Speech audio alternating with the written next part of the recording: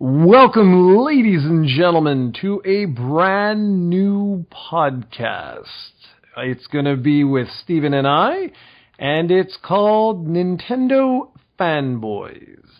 It's basically going to be a Nintendo-centric podcast. There aren't too many of these out there on the interwebs, so we thought this could be kind of cool. We're both very big Nintendo fans, and even though we could potentially be setting ourselves up for billions of copyright strikes and things like that, we figured, what the hell, let's do something fun and original. And don't worry, Canadian Gamers isn't going anywhere. We still plan to keep that going as well. Yeah, we do. I'm hoping that we're going to keep the same principle as with Canadian Gamers. You're going to hear us, our goofy voices, and you're going to see us play, us. You're going to see Jarrod play some random video games that sometimes have nothing to do with the subject matter. It's just the way we roll here, and I hope you guys will enjoy this, and hopefully Nintendo will leave us alone. We've already started seeing a few, not strikes, but you say copyright notices or whatever on our Mario Maker content, so hopefully that won't affect the series. If it does, obviously we'll discontinue this, but it doesn't mean that we won't talk about Nintendo stuff during the Canadian Gamers podcast. It's just that from time to time we're going to probably try to do this monthly, or we'll see. Whenever there's big Nintendo news or whenever there's something, sometimes we'll just have one subject. Basically, when we want to talk about Nintendo and Nintendo only, we'll have our own dedicated podcast for it, and that's how it's going to work. Sounds good. All right, so the big topic I want to talk about in this podcast is something nobody's really talking about, and it's something that I might be reading too much into it. And we've already discussed this a while ago ourselves, but I want to bring that to the general population and see what they have to think about that. And it's basically, the title of the show is There Bad Blood Between Nintendo and the Pokémon Company? And the reason I say this will sound foolish to some of you. I understand that, but hear me out. There's the last two major releases on the Wii U for Nintendo are Super Mario Maker and Yoshi's Woolly World, at least in North America. And both of these have a pretty huge amiibo usage in them. And what I found really weird is that if you use Pokemon amiibos in Mario Maker, for some reason there's no sound effect attached to them. And every other amiibo has one. And basically, when you enter an amiibo costume with Mario Maker, as soon as you wear the costume, you get a sound effect. When you die, you get a different sound effect. And when you finish a level, you get like a different sound effect. So there's pretty much 3 different sound effects per amiibo costume in Mario Maker, but all Pokemon costumes have none. And the other part is that when you try to use amiibo for Yoshi's Woolly World, and you use Pikachu, let's say, it won't work. And that's really weird for me because every other amiibo works with Yoshi except for the recently released Chibi Robo game. But besides that, every other single amiibo works. Even third-party characters like Sonic, Pac-Man, and Mega Man. And I found that extremely weird because I'm not actually 100% sure how the Pokemon Company works. I believe that that Nintendo has some rights with the Pokemon franchise. I know they don't own Pokemon, but I believe they have a certain whatever the contract is. They have some rights to that. I don't think Pokemon Company can go tomorrow and release a Pokemon game for the PlayStation 4. But I found it weird that they weren't able to secure the rights for Yoshi. Yet they were able to do the rights with Pac-Man, for example. It doesn't make any sense. And I know that you have some theories about that, and I'll let you speak for a while. Well, I don't know if I'd say theories. I think it goes more to do with what you just said. We don't know very much about exactly how the contract works for Pokemon, because Pokemon is owned by... it's not the Pokemon... Well, no, I think it is. Yeah, it's the Pokemon Company is who owns and develops Pokemon games. And the Pokemon Company is broken up into 2 entities, which is Game Freak and Nintendo. And I believe Nintendo holds the controlling share of that company, and Game Freak owns, like, I think it's like 51% Nintendo owns and 49% Game Freak owns. It's something like that. I'm sure like the Omega fanboys out there will come in and be like, you guys are idiots, you don't know what you're talking about, blah, blah, blah, blah. But I'm pretty sure it's something like that. And whatever the case may be, there has been Pokemon-related apps, let's call it, released on the iPhone and on Android, et cetera, et cetera.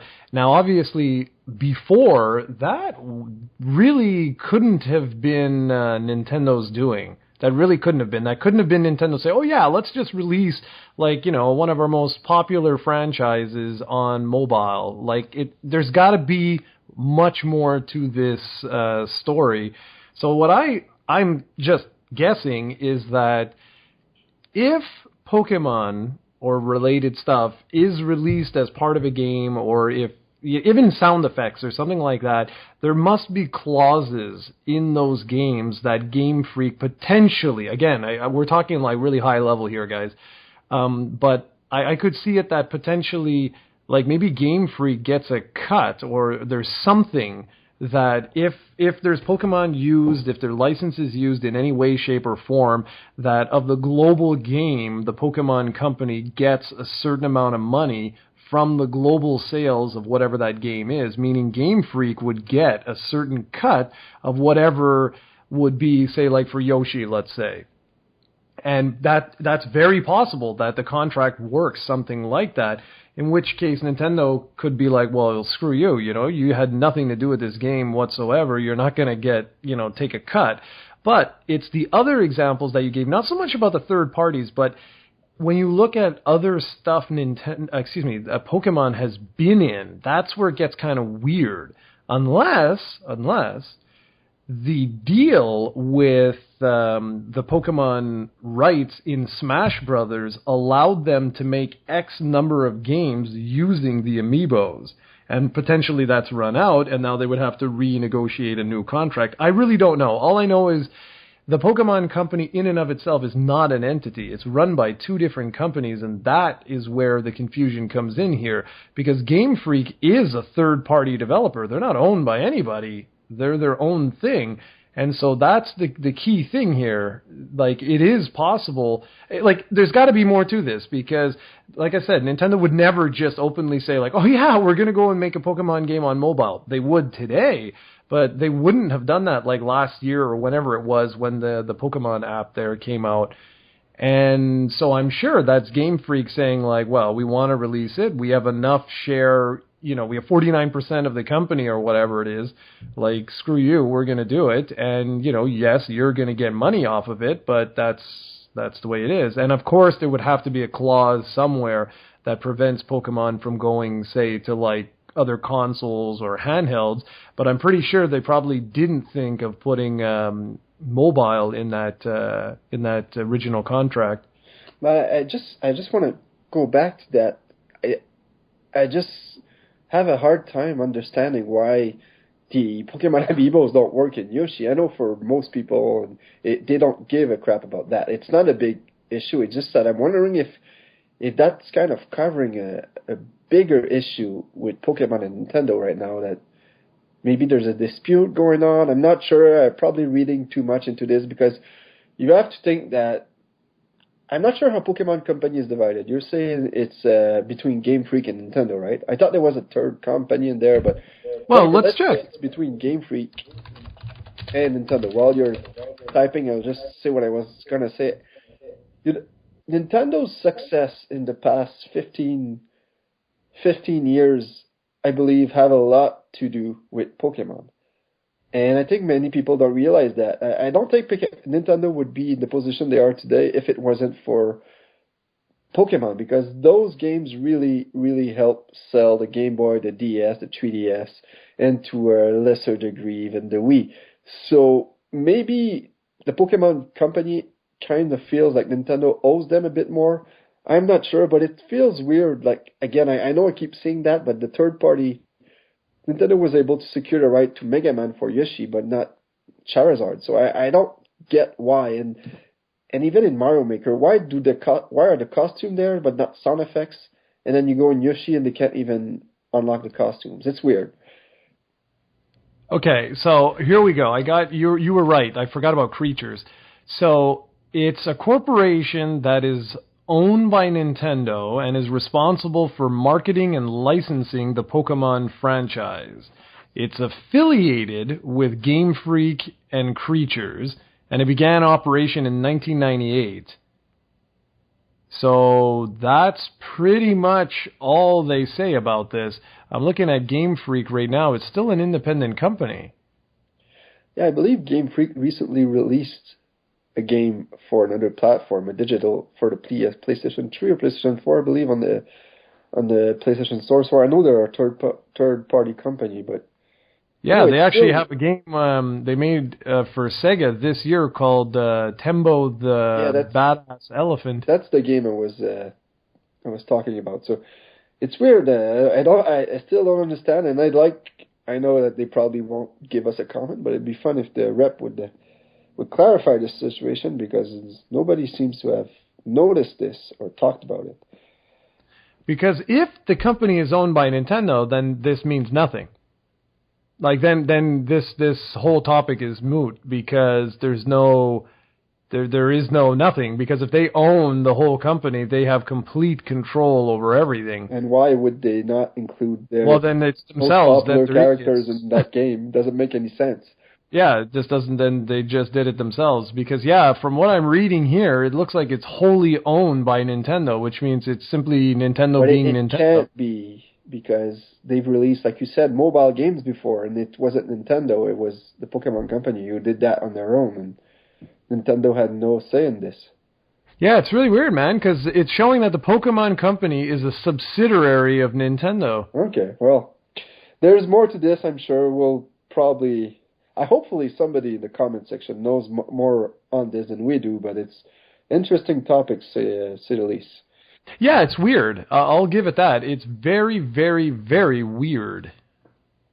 So, okay, I guess that's my cue to chime in with our second topic, and it goes back to actually mobile. And Nintendo, I don't know if you guys know this or not. I'm pretty sure you do if you're listening to a Nintendo-centric podcast. But Nintendo teamed up with DNA, which DNA is like the largest Japanese mobile game developer out there, or publisher, or whatever. And the first game from this partnership is called Miitomo. And it's kind of interesting. It's a social app. Basically, you have a me that you make, and you can talk to other people and, things. It's social. It's pretty much what you'd expect. Think of it like a messenger type of thing. And what's interesting is that it's not the game that you would expect from Nintendo.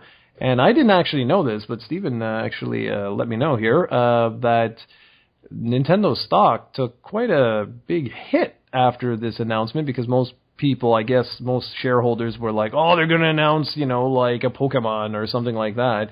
And then they announced this, quirky little social app. But what's interesting is the new president of Nintendo, which I don't even remember his name. I'm terribly sorry for that.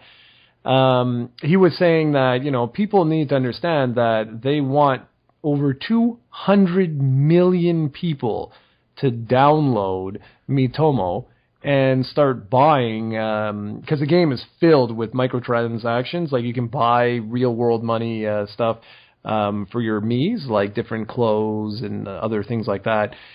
And so they're saying that if 200 million people download this game, that's their long-term potential. That's what they're seeing.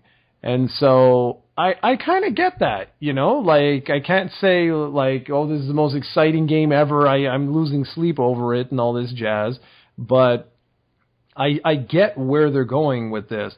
This is one of the things that I've been mentioning for a little while now, like with Konami saying that they're going mobile and other developers saying that they're going mobile. I can understand their perspective. This type of game cost Nintendo nothing to make, like virtually nothing, compared to, say, like Zelda, for example, that's coming out on the Wii U. So if 200 million people download this, that is more than any Zelda game will ever sell. Like, no Zelda game on a console will ever hit 200 million. You want to know why? Because no console has ever sold 200 million units. And so I can understand the long-term potential. But again, as always, I fear with mobile that what's going to happen is our whole industry is simply going to, make these quick cash grabs, and that's it. But that's a topic for another day. What did you think of this announcement yourself? I was caught off guard, honestly. I don't know. I should have probably expected this, but I was like everybody expecting them to like announce like a series of Mario and Zelda titles, maybe go back and release some NES games on the mobile scene, but this strange little game was what they announced, and I found it weird. I thought that maybe they should have announced more than one game. Maybe they could have announced like a Mario game and then this to kind of ease the shareholders a bit. But this is a game that I have no interest in, but strangely will probably work for Nintendo, and that's pretty much it. Like you say, it's a scary future for us because I'm not sure if mobile will, if it is really successful for Nintendo. I'm not sure if they will keep their promise and stay on board with consoles and and portables. I'm pretty sure that if money talks, and they will invest a lot more time into mobiles if this works. But this game, like you said, could sell a lot of sell. It's going to be a free to play app, but the plan is to make money off this, and they have the potential there. So we'll see. Yeah, I think you said it best. We'll see. And I'm really paying attention a lot to not only with Nintendo in terms of the finances to see what happens here, but also with Konami, Capcom, SNK, all those type of companies that are really heavily focusing on mobile. I'm really curious to see what happens. Those companies you all name all have something in common. Yeah, they do. They're all Japanese. Exactly. And it makes sense because in Japan, mobile is just absolutely dominating, man. Absolutely. Like the new Sonic, it was unbelievable. I forget how many downloads it hit, but it's the most successful Sonic game of all time. Do you think this trend will eventually arrive here? I hope not. But usually, if we look at the past, it usually does, right? Yeah, usually. So that's why I am scared. I won't lie. I'm really, really scared because there's something special about sitting in front of your TV, holding a controller, and having a good time. And if that ever truly disappears, then I'll probably be done with this industry. All right, moving on. I want to talk about Mario Maker. How have you been enjoying your series so far? I've been enjoying my series, but I just thought of something while we were doing this. I never added that annotation. I just did. Did you? Yes, I just did because because you always forget or you're too lazy to add the codes to the levels in the description. So I went and added that, and then I check, and what did you know? The annotation wasn't there, so I added it. But what I'm talking about is the Mario Maker. Nintendo recently announced an update, the first update for this game, which was released about a month or two ago now, and it's a pretty huge one. It adds one of my biggest flaws. You've probably watched my review by now, and it's checkpoints. I was always wanting checkpoints with Mario Maker. That way, we can make long levels, and I won't be afraid to make a hard level anymore because I can just add a checkpoint in the middle, and it will remove some of the frustration a bit. And they finally added that. This I believe it will hit November 4th here. And November 5th, it will hit in Europe. I'm not sure, but it's one or the other. So flip it if I'm wrong here.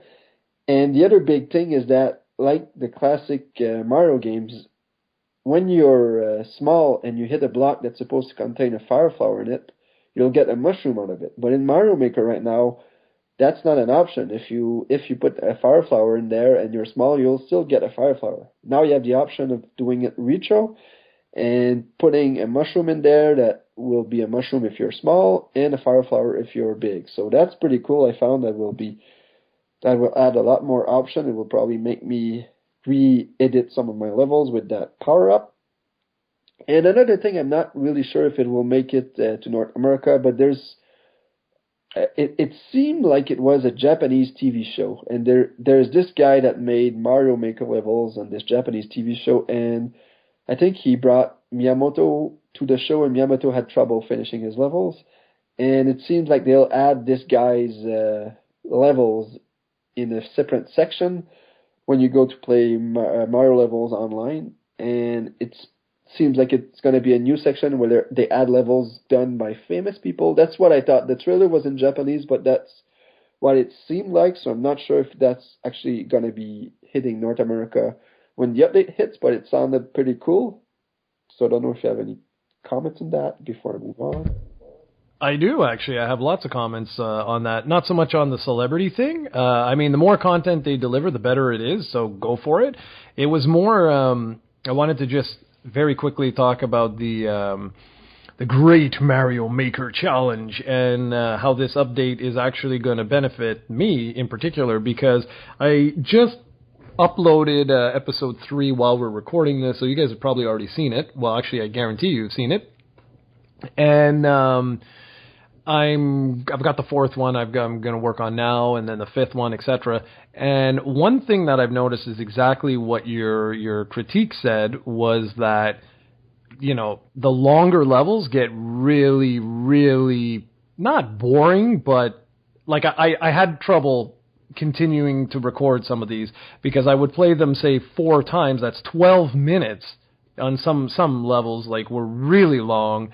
And I'm like, okay, well, this is going to be a boring video to watch because it's already 12 minutes and it's been one level and I keep dying right at the end, or at least what I presume to be the end.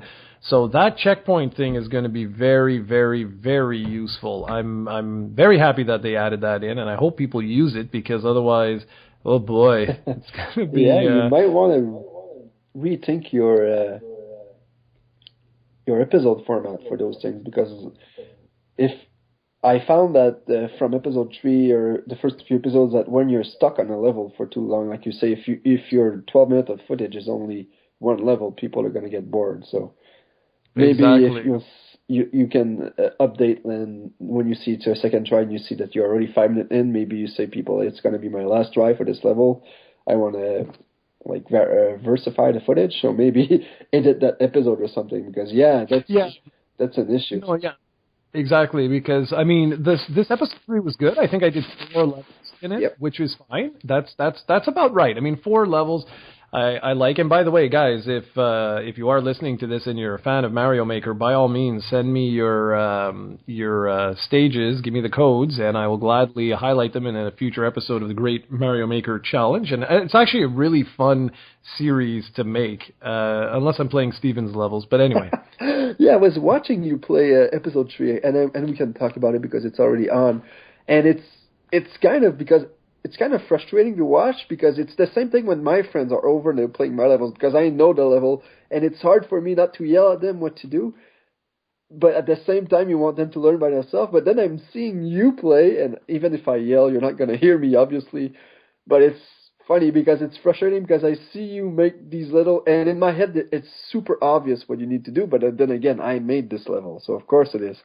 But then I see you, and you have this style of play where it's like you're on steroids or something, or you're on some kind of drug, because you're always go, and you were playing the Mario Goes Bounty Hunting level, which is the first level of episode 2, which is one of my favorite ones.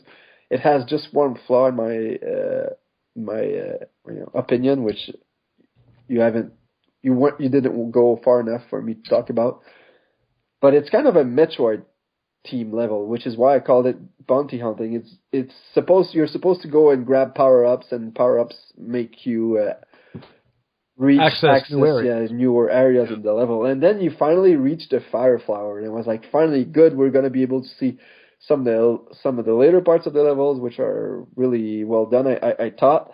And then you went and you jumped and lost your fire flower right away, because you forgot to wait till the enemy was on the other side. So I was like really frustrated. I was like, come on, Jarrod. That's the point. That's what makes this so entertaining. Indeed. All right. Right, so go ahead. Topic number 4. Oh, I wasn't done with number 3, damn it. I want to talk about Nintendo recently announced some brand new Mario faceplates, 3DS faceplates, and they're basically Mario Maker faceplates, and they haven't called them that. They call them Pixel Mario, but they're exactly the same pixels as you see in Mario Maker, and the faceplates look absolutely amazing. I'm gonna have to import those because unfortunately we don't have the regular model of the new 3DS. We only have the XL one, unless you count the Animal Crossing bundle. That one was the regular one, but for us, we only have the XL, so Nintendo isn't releasing faceplates for some reason here in North America.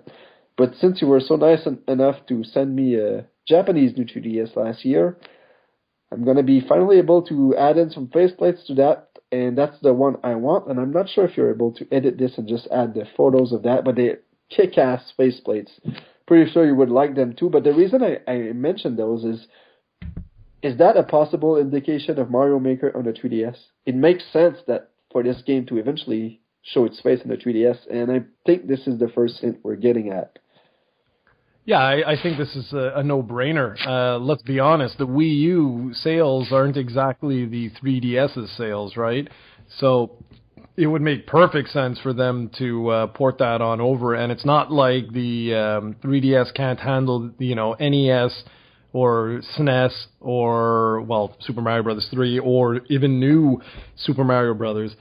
It can easily handle all of those games. So, yeah, I think there's definitely going to be... I don't think it's going to be the same game, though. I think what they'll do is they'll tweak it, obviously, and make it its own thing. But, yeah, I think so. I do. I don't know if the faceplates are indicative of it or not, but it's definitely going to happen, for sure.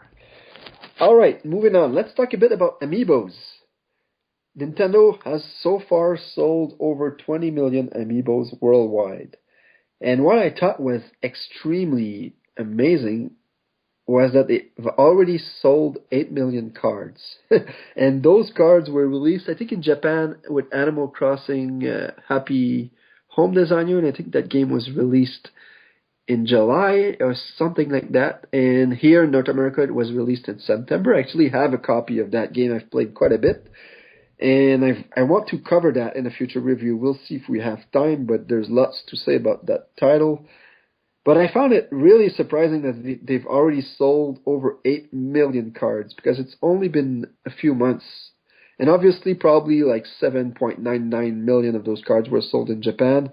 But still, it's extremely impressive. They've actually, Nintendo, because so far there's the first series of Animal Crossing cards have been released, and there's 100 cards exactly in that series. And Nintendo was planning to have already released the second series by now in Japan, and they've actually delayed it because of the success of the first series, and they're just going to ship a bit more cards before they move on to the second series. How crazy is that? Well, you want to know what's really crazy? Of those 20 million plus Amiibo sales, 2/3 of them are from North America. Wow.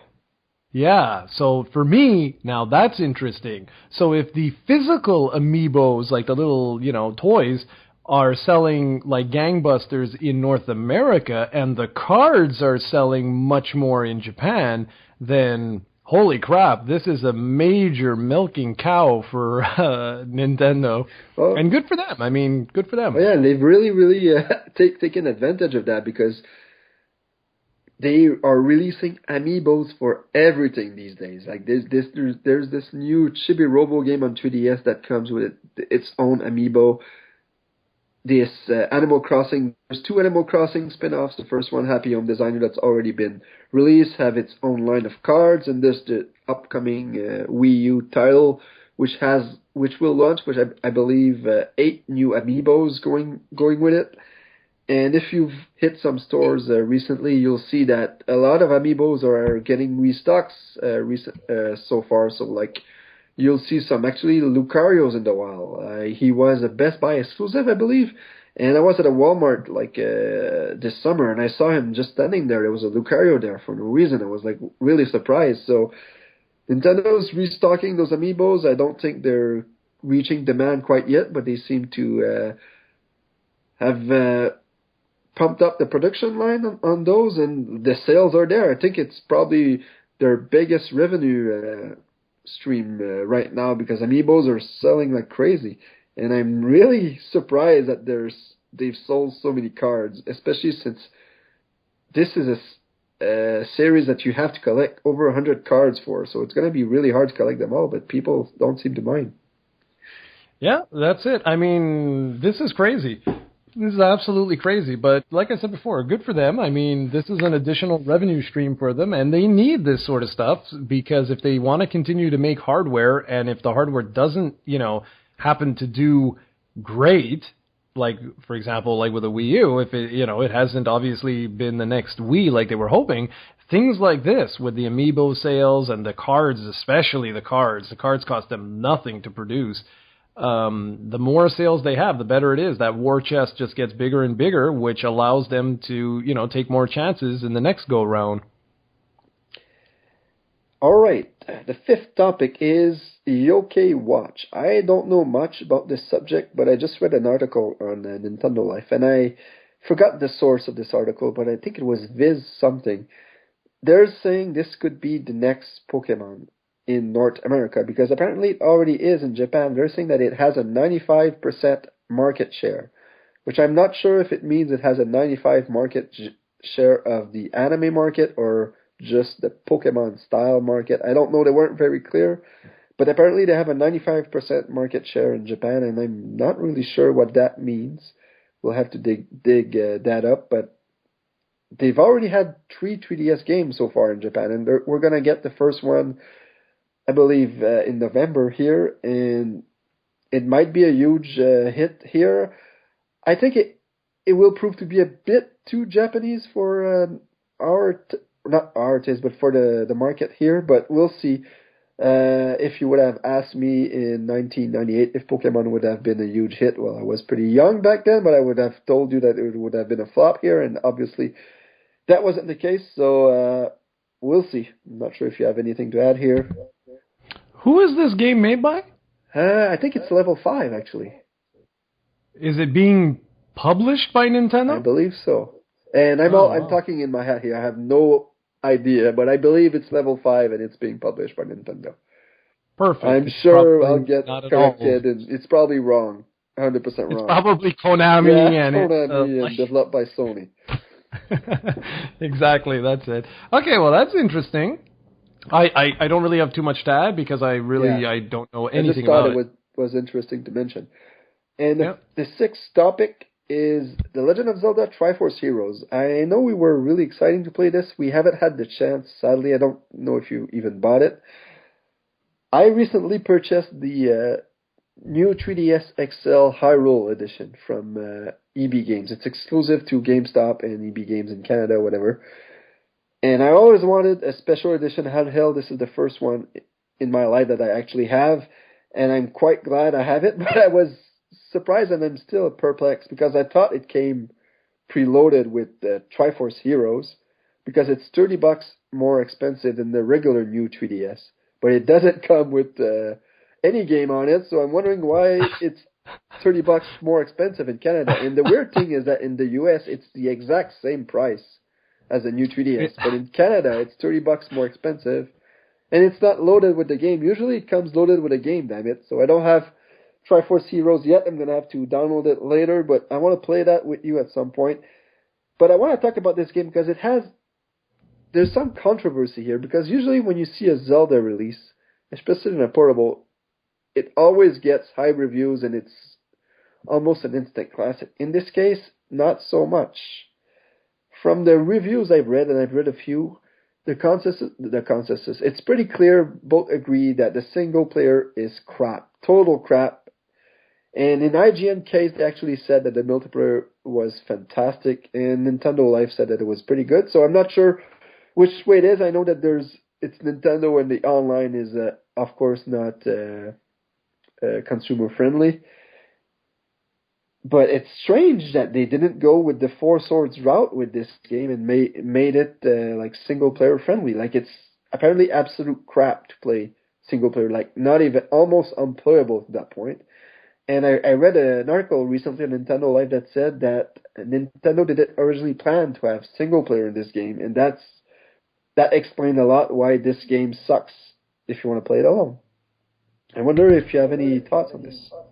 Well, yeah, I do actually. There's a few things. First off, this is one of the lowest rated Zelda standalone releases in history. The average right now is around 70%, and that is unheard of for a Zelda game to get under 8 from the average, right? From like multiple media outlets is exceedingly rare. Now, my understanding with this is that it started off from a few people that I know that I still have like connections with Nintendo, is that this actually started off almost like a special mode for A Link Between Worlds. And it just evolved from there. And just from some of the reviews that I've read, it sounds almost like it should have been that, you know, like it should have been just this cute little add-on type of thing. Obviously, they greatly expanded it because from what I hear, the online is really a mixed bag. Like it's really good when you get it working, but it disconnects a lot, and when it disconnects, you can't drop in and drop out. It doesn't support that. So the minute one player disconnects, bam, that's it. Your game is over. And like a lot of people from the different reviews I've read have been really frustrated with that, saying like, well, why the hell would you not support drop in, drop out? And for the single player, yeah, I mean, again, it goes back to how this game was originally conceived, and they just shouldn't have had single player if it was going to be like totally crap. This seems like a game that would have worked a lot better on the Wii U, because it's apparently works a lot better when you play with local multiplayer. And I just found that DS or portable games, it's hard to play local multiplayer because you need multiple systems. But when you play on a Wii U, you just need multiple controllers. So this seems like a classic case of why didn't they put this on Wii U? I think sales. That's it. Like they. Yeah, it's true. That's right. It's got to be because there's no other reason. I mean, I still want to check it out. Don't get me wrong, I really do. This season though, I've been throwing a loop quite a bit. Been getting games I didn't know I was going to get. I've been working on a few special projects and stuff, and just yeah. So I'm hoping I can get to this relatively soon. All right, our seventh and last topic is just some pretty basic Pokemon stuff. There's a Hoopa distribution that was just announced, and it's going to be available in McDonald's. And I read that it was going to be in the United States, but apparently a friend of mine told me that it was also going to be available in Canada, which is pretty cool. For those that don't know, Hoopa is a legendary Pokemon that hackers discovered in the original Pokemon X and Y, and there's going to be a movie soon, and the only official way to obtain the Pokemon is by a Nintendo event, and this is going to be the first event in, I believe it's going to be the second, actually. I think there was an event just a few weeks ago in GameStop, but now everybody's going to be able to get a Hoopa by going to McDonald's. And lastly, there's been a new addition to Pokémon Tournament, which is the Pokemon fighting game announced for arcade. I think it's currently out in Japan, or it's almost out in Japan, and it's apparently going to be released in 2016 on the Wii U. I'm not sure if it's going to be released in North America in 2016 because I think the translation is far from done, but we'll see. But I just saw a kick-ass trailer, or not a trailer, but a kick-ass footage of somebody fighting Dark Mewtwo, which is a brand new form of Mewtwo exclusive to Pokegen, and it seems like it's probably going to be the final boss of this game, and it looked pretty amazing. This is one game I can't wait to play, and I think Nintendo has its next Smash Brothers with this game, and hopefully it's not going to stay exclusive to the Wii U. I hope they also bring this to the NX, because this, I believe, has tons of potential. Who's developing that? Is it Namco? I believe so. Okay. So they're probably using like the Tekken 7 engine or something like that for it? Yeah, I believe that's why it's called Pokken Tournament. I believe it's because it's a mix of Pokemon and Tekken. All right, cool. That'll be interesting to check out. That'd be actually kind of neat.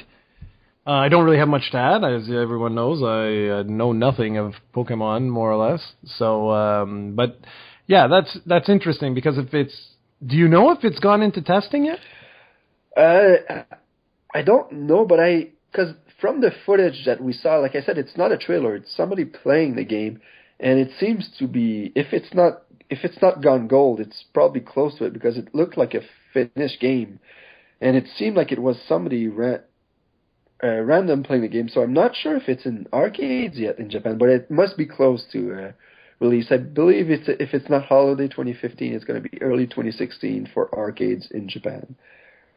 Okay, because that's something that they do, is that they'll go to select arcades. That's the probably thing the thing, yeah. I miss the most about arcades is actually, well, not the most, but one of the things I missed the most was you'd go to an arcade and you'd be like, what the hell? There's a new Street Fighter? Even though it hadn't been released yet. Like, you actually could go and try it out, and that was how they used to basically beta test their games, was like that, and they would make tweaks based off of what people said, and they still do that in Japan, which is so awesome. Yeah. The game's coming to Wii U here. Obviously, they're not going to be releasing the arcade here, I doubt it. No, it is coming to Wii U here. Well, actually, they've only announced that it was coming to the Wii U. They've never confirmed that it was coming to North America. It seems to be a no-brainer, but we'll see. Like, I wouldn't hold my breath on that because I'm pretty sure the NX will be a 2016 release. It seems like a no-brainer in that point. And I don't know if they're going to want to release this game for that system here when nobody's playing the Wii U here. I think the Wii U is a bit more popular in Japan, but here it's pretty much dead already. And a funny thing I actually read on Nintendo Life like yesterday, the Wii U has finally surpassed a certain system. Guess which one? Dreamcast? Exactly. Yeah, that's sad, man. That's really sad. Wow.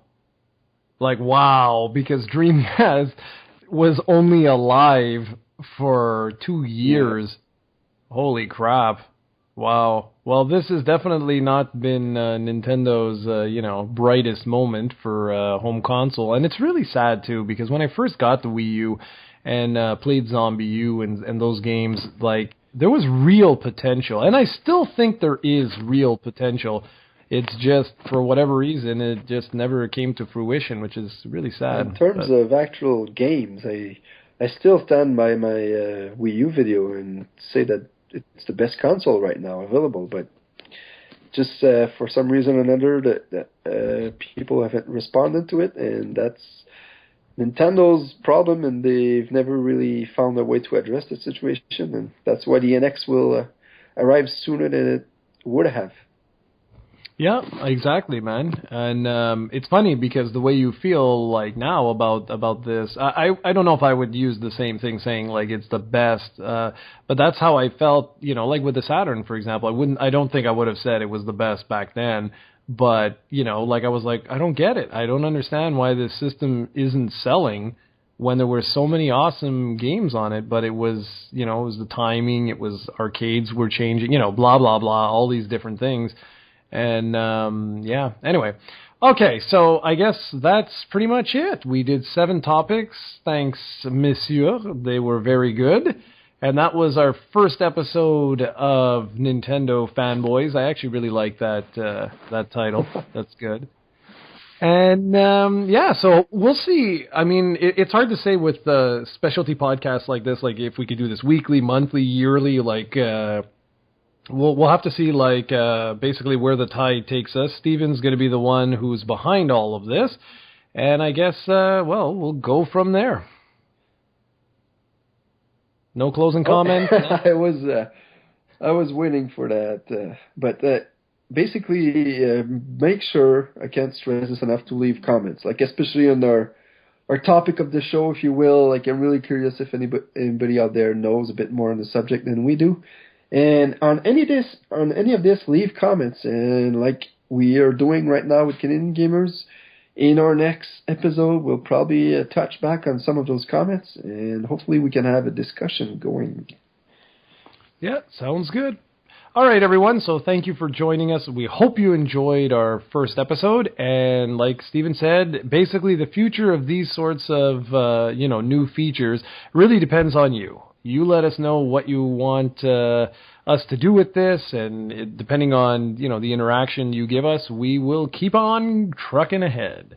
All right, everybody, take care, and thanks again for watching our lovely podcast.